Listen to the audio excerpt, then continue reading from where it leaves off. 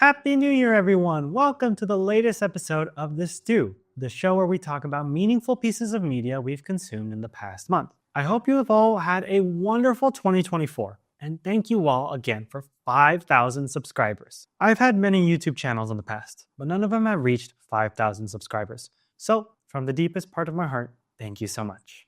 So, let's go ahead and get started, because this December, I watched a few movies and a couple of shows that I want to talk to you all about today. The first one, in relation to my last video about Sonic the Hedgehog, we need to talk about Sonic the Hedgehog 3, the movie that introduced Shadow the Hedgehog and loosely followed the storyline from my favorite Sonic game, Sonic Adventure 2. Now, being able to see all of those scenes in beautiful detail and honestly amazing animation was awesome. I think Sonic the Hedgehog 3 was a very, very fun movie. And it meant a lot to me because it was such a fantastic and funny movie. But at the same time, I'm a little disappointed with Sonic the Hedgehog 3. I was hoping that it would be a little bit more serious than the previous two in the franchise. For reference, I've watched both Sonic the Hedgehog 1 and Sonic the Hedgehog 2, and I thought they were both fantastic movies. But they only scratched the surface about the Sonic the Hedgehog lore.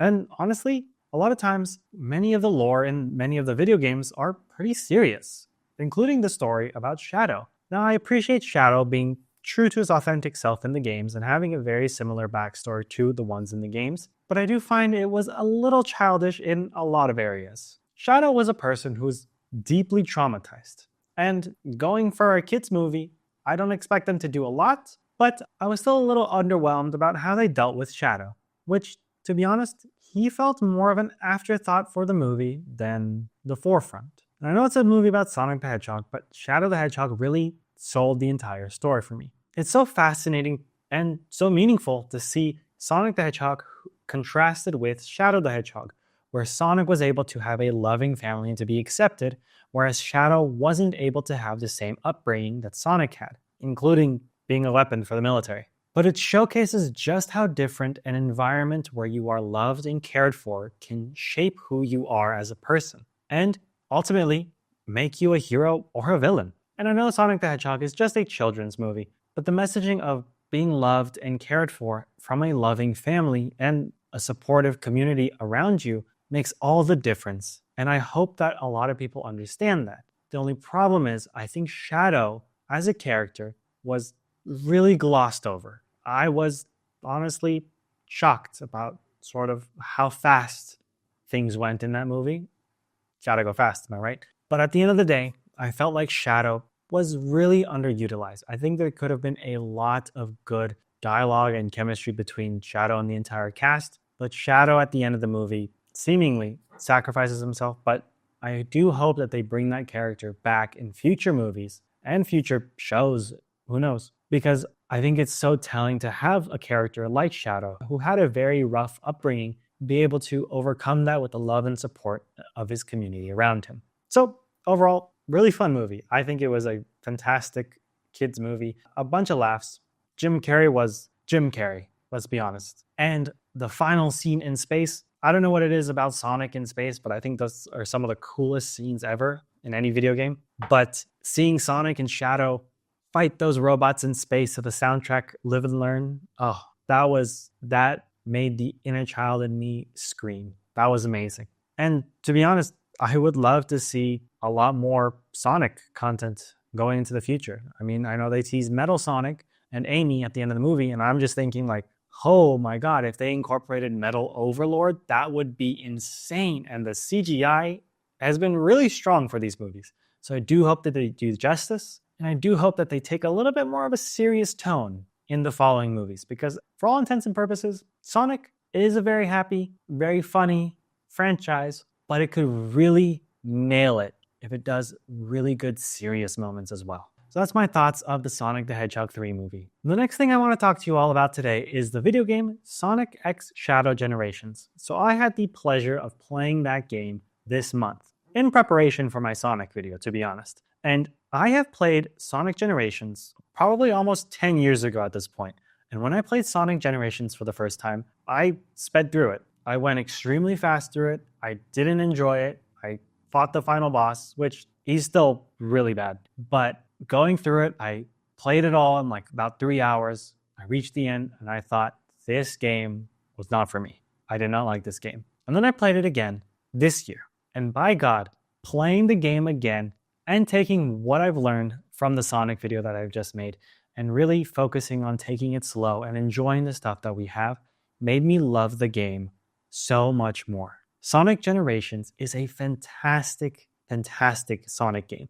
And Shadow Generations is an amazing addition.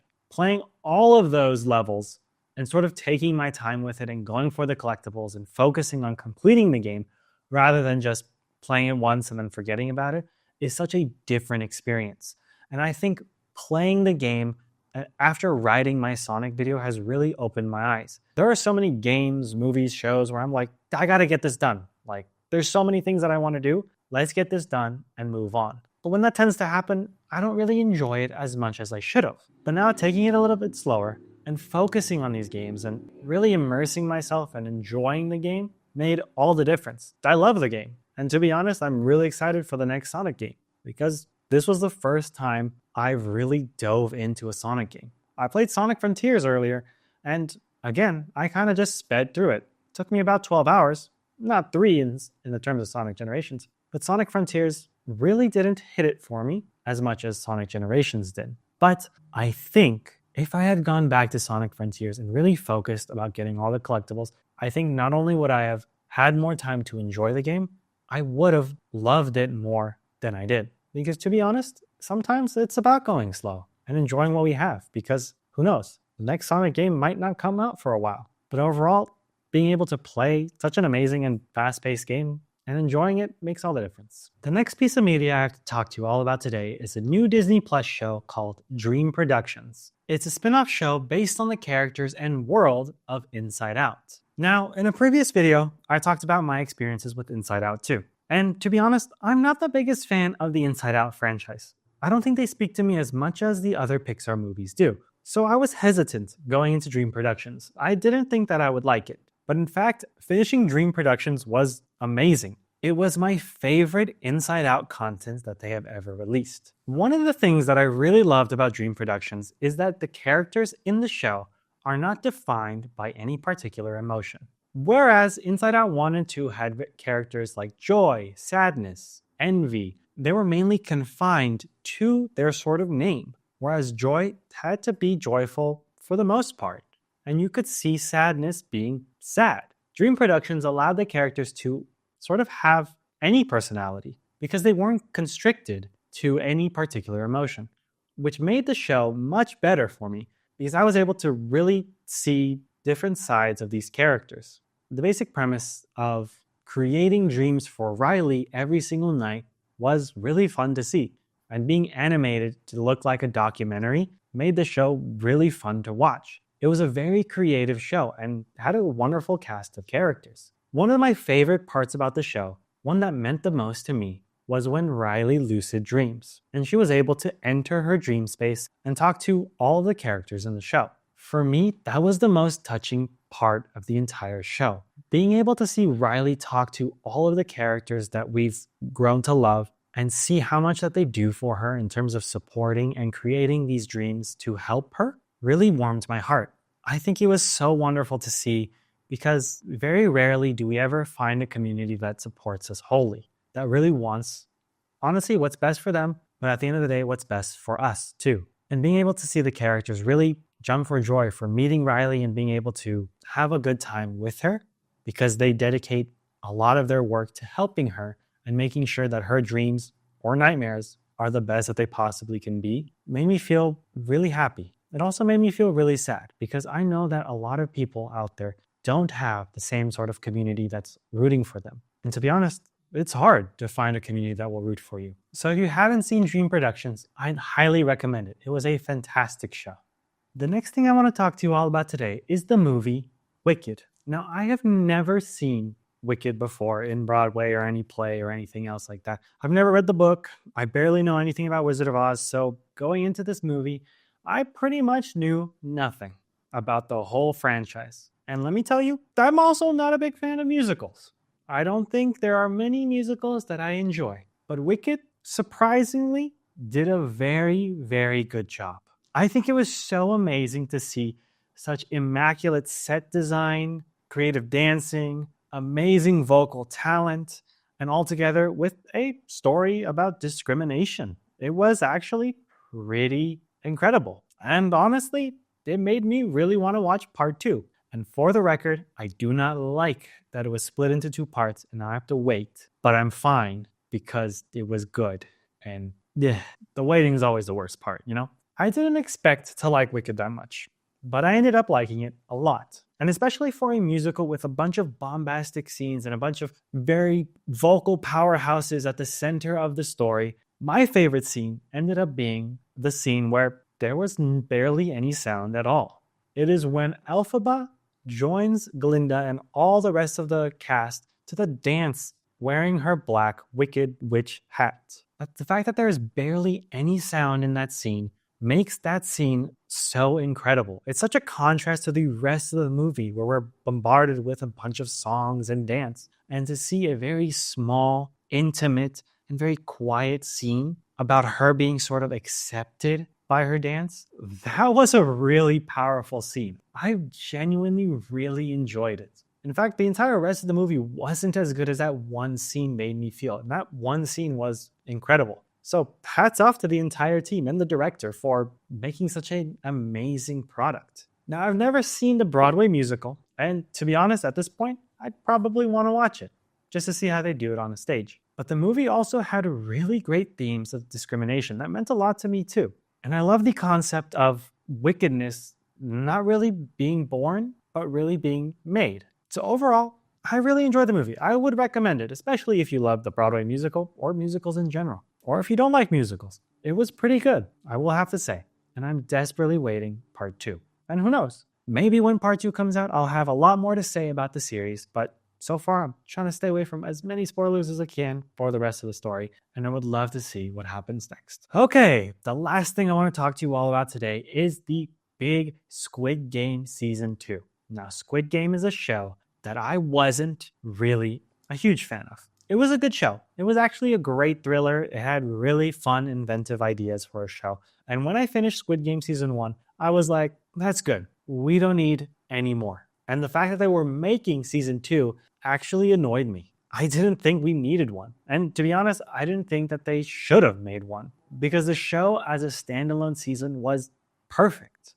It was incredible. It did not need anything else to be added. But after watching Season 2, I can happily say Squid Game Season 2 was pretty good. I am genuinely surprised about it. I loved that they sort of peeled back a little bit about the layers of this sort of capitalistic society and how people are seen as lesser, even though the ones seeing them as lesser often become the monsters. And I think there's a lot of nuance and social commentary that can be made from Squid Game. I'm pretty sure there's plenty of video essays about it, about capitalism, about humanity, about how people treat each other when, they can sort of get a leg up in this world compared to other ones. And how the main character, player 456, is trying his hardest to be a good person, despite all the grief and trauma that he's harbored.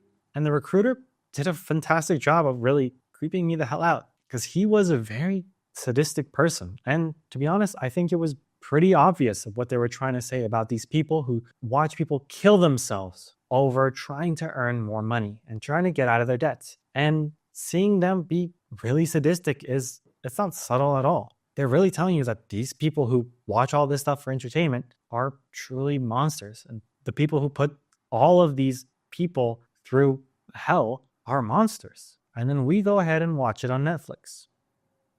So it was a good show. I did enjoy it, and I was very surprised about the quality. I was very surprised about the season in general. And I will hate Netflix for the entirety of the next year because that cliffhanger was so, at that point, they should have named it Squid Game, the final season, part 1, because it was not complete in any sense and completely left so many things open-ended. So again, when season 3 comes out, I might have a lot more to say about the show. But for now, I will leave you with this.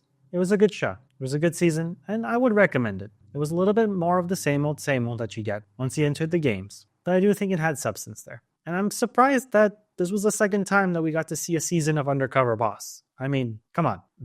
Why are you trusting number one? Like, this is 2 times in a row. It's crazy that you're able to play the games twice, but now, like, you don't recognize? Come on. So that's it. So there you have it. That's all the meaningful pieces of media that I've consumed in the past month and that I wanted to talk to you all about today. Thank you so much for watching, and thank you all so much for your support with the channel. If you'd like to be a part of any of these conversations, we have the Discord and Patreon that you can check out in the description below. But for now, I hope you all had a wonderful 2024, and I hope 2025 brings you a bunch of good adventures and memories that you'll cherish. Thank you all so much for watching, and I will see you all in the next video. Bye.